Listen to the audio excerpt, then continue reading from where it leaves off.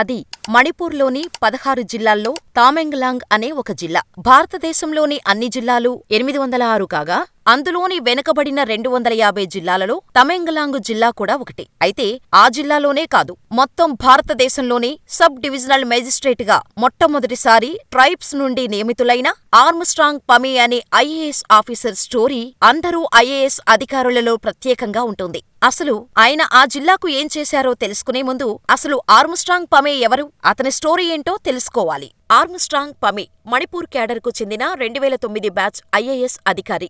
September 23, 1984లో జన్మించిన Armstrong పమి మణిపూర్లోని Tamenglong జిల్లా టౌసెం sub division అయిన ఇంపా అని పిలువబడే ట్రైబ్స్ గ్రామానికి చెందినవాడు. చిన్నప్పటి నుండి గుర్తింపులేని ప్రదేశంలో పెరగటం, తన వాళ్ల కష్టాలను కళ్లారా చూసి, తన చదువు ఎన్ని ప్రభుత్వాలు మారినా అస్సలు పట్టించుకోని, తన ప్రజలకు కనీసం తన చదువైనా ఉపయోగపడాలనే కసితో చదవటం మొదలుపెట్టాడు. అలా తమెంగ్లాంగ్లోని 10వ తరగతి వరకు చదువుకొని, ఆ తర్వాత మేఘాలయలోని షిల్లాంగ్లో సెయింట్ ఎడ్మండ్ కాలేజీ నుండి హయ్యర్ సెకండరీ పూర్తి చేశాడు. ఆ తర్వాత 2005లో ఢిల్లీలోని సెయింట్ స్టీఫెన్స్ కాలేజీ నుండి ఫిజిక్స్లో బ్యాచిలర్స్ డిగ్రీని పూర్తి చేశాడు పమే. ఆ తర్వాత అప్పటి వరకు వెనుకబడిన జిల్లాగా మిగిలిపోయిన తమెంగ్లాంగ్కి ఎన్ని ప్రభుత్వాలు వచ్చినా ఎటువంటి లాభం లేదని తెలుసుకొని, తన వంతు కృషి చేసి అనేక రకాలుగా కష్టనష్టాలు పడుతున్న తన ప్రజలకు భరోసాగా నిలబడాలి అనుకున్నాడు. అయితే ప్రజలకు తన చదువు మరియు బుద్ధి, అలాగే శక్తి సామర్థ్యాలు ఉపయోగపడాలంటే కేవలం ఐఏఎస్ ఆఫీసర్ అవ్వటం ఒక్కటే దారి అనుకున్నాడు పమే.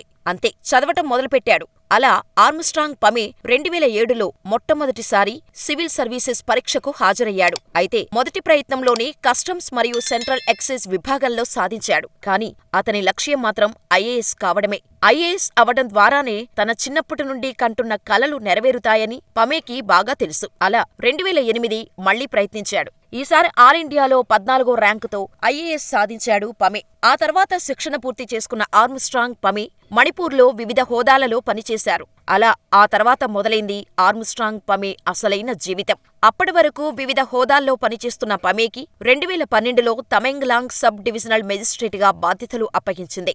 ఇక సబ్ కలెక్టర్గా బాధ్యతలు తీసుకున్న వెంటనే సమస్యలు పరిశీలించేందుకు రోడ్డు ఎక్కాడు పమే. అలా సబ్ డివిజన్ అయిన టౌసెంకు బయల్దేరాడు పమే. అలా జిల్లాలో పర్యటించినప్పుడు అక్కడి ప్రజలు వీపుపై బియ్యం బస్తాలను మోసుకెళ్తూ గంటల తరబడి నడుస్తూ నదిని దాటి వెళ్లడం గమనించాడు. రోడ్లు అందుబాటులో లేకపోవడంతో వెదురు స్ట్రెచ్చర్లపై పేషెంట్లను ఆస్పత్రికి తీసుకువెళ్లే వాళ్ల అవస్థలను చూసి చలించిపోయాడు. వాళ్ల కోసం ఏదైనా చెయ్యాలని అనుకుని ప్రభుత్వానికి పలుమార్లు రహదారుల కోసం దరఖాస్తు చేసినా ఎటువంటి స్పందన రాలేదు. ఒక ఐఏఎస్గా ఉండి కూడా ఏం చేయలేకపోతున్నా అని ఎంతో కుమిలిపోయాడు. అప్పుడే పమేకి ఓ ఐడియా వచ్చింది. అదే సోషల్ మీడియా. దాంతో ఆలస్యం చేయకుండా పమే స్వయంగా తన ఫేస్బుక్ పేజీలో అక్కడి ప్రాంత ప్రజలు పడే అవస్థల గురించి వివరంగా వివరిస్తూ తాను రహదారి నిర్మాణం చేపట్టబోతున్నట్టు తెలిపి డబ్బును సేకరించడం మొదలుపెట్టాడు.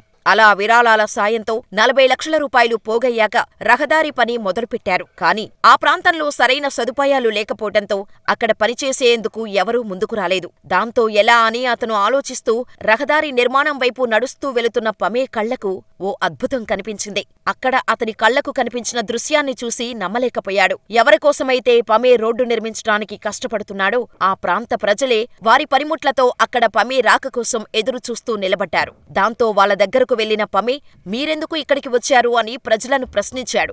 దానికి వారు, ఇది మాకోసం నిర్మిస్తున్న రహదారి, ఇక్కడ పరిస్థితుల కారణంగా ఎవ్వరూ పనిచేయటానికి రావట్లేదు అని తెలిసింది. కాబట్టి మాకోసం మీరొక్కరే ఇంత కష్టపడుతున్నారు. ఇప్పుడు మేము కూడా మీ వెనకుంటాం. మనకోసం మనందరం కలిసి ఈ రహదారిని నిర్మించుకుందామని చెప్పారు పమేతో. ఆ సమాధానం విన్న పమేకి నోటి నుంచి మాట రాలేదు. వాళ్లతో కలిసి ఆ రహదారి నిర్మాణాన్ని చేపట్టాడు. నాగాలాండ్, అస్సాంలను కలుపుతూ 100 కిలోమీటర్ల రోడ్డును నిర్మించాడు. ప్రభుత్వం నుంచి ఎటువంటి ఆర్థిక సహాయం లేకుండా ఈ రోడ్డును పూర్తి చేశాడు పమే. ప్రజలందరి సహకారంతో ఈ రోడ్డును నిర్మించినందుకు పమే ఆ రోడ్డుకి పీపుల్స్ రోడ్డుగా పేరు పెట్టి అక్కడి ప్రజలకు అంకితమిచ్చారు. ఈ రోడ్డు వలన అక్కడి ప్రజలకు ఎన్నో ఇబ్బందులు తొలగాయి. అంతే, ఒక్కసారిగా ఆర్మ్స్ట్రాంగ్ పమే పేరు మారుమోగిపోయింది. 2012లో Pame CNN IBN Indian of the year in public service కేటగిరీకి నామినేట్ అయ్యాడు. అతను ప్రజలకు చేసిన సేవలకు 2015లో ప్రభుత్వం India's most eminent IAS officer అవార్డుతో అతనిని సత్కరించింది. ఆ తర్వాత 2017 సంవత్సరం నుంచి ప్రభుత్వ పాఠశాలలో చదివే ప్రతిభావంతమైన విద్యార్థులను తన ఇంటికి భోజనానికి ఆహ్వానించే కార్యక్రమాన్ని ప్రారంభించాడు.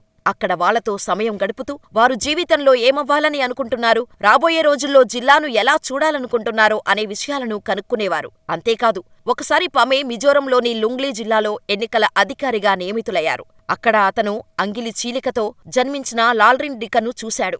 లాల్రిండికా జెహ్దాద్ అనే మారుమూల గ్రామం నుంచి వచ్చారని, వాళ్ల కుటుంబ ఆర్థిక పరిస్థితి బాగోకపోవటం వల్ల చీలిక అంగిలి శస్త్రచికిత్స చేయలేకపోయారని తెలుసుకున్నాడు. దాంతో ఆపరేషన్కయ్యే ఖర్చు మొత్తం తానే భరిస్తానని వాళ్ల తల్లిదండ్రులకు భరోసా ఇచ్చాడు పమే. అక్కడితో ఆగకుండా సర్జరీ చేయాలంటే ఇంఫాల్కు వెళ్లాలి. కాని ఆ తల్లిదండ్రుల దగ్గర ప్రయాణ ఖర్చులు కూడా పెట్టుకునేంత స్తోమత లేదని తెలియగానే వారి ప్రయాణ ఖర్చులు చూసుకోవడమే కాకుండా జిల్లా కలెక్టర్ వాహనంలో వారిని ఇంఫాల్ ఆస్పత్రికి పంపారు. లాల్రిండికా ఆపరేషన్ సక్సెస్ అయ్యి వాళ్లు ఇంటికి చేరే వరకు వాళ్ల బాధ్యతలను అన్నీ తానే చూసుకున్నారు.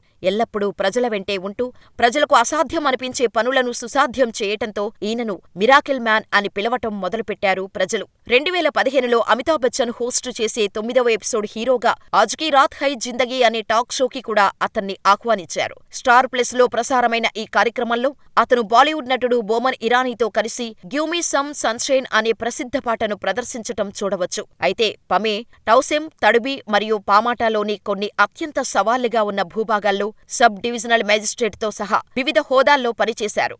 మొదట డిప్యూటీ కమిషనర్గా కామ్జోంగ్లో డిప్యూటీ కమిషనర్గా పనిచేశాక ఆ తర్వాత తన సొంత జిల్లా తమెంగ్లాంగ్లో సబ్ కలెక్టర్ సర్వీస్ చేసిన తర్వాత మణిపూర్ ప్రభుత్వంలో ప్రత్యేక కార్యదర్శి, ప్రణాళిక, యువజన వ్యవహారాలు మరియు క్రీడల డైరెక్టర్గా కూడా పనిచేశాడు. ప్రస్తుతం పమే భారత ప్రభుత్వంలోని సమాచార మరియు ప్రసార మంత్రిత్వ శాఖలో డైరెక్టర్గా సెంట్రల్ డిప్యూటేషన్లో ఉన్నారు.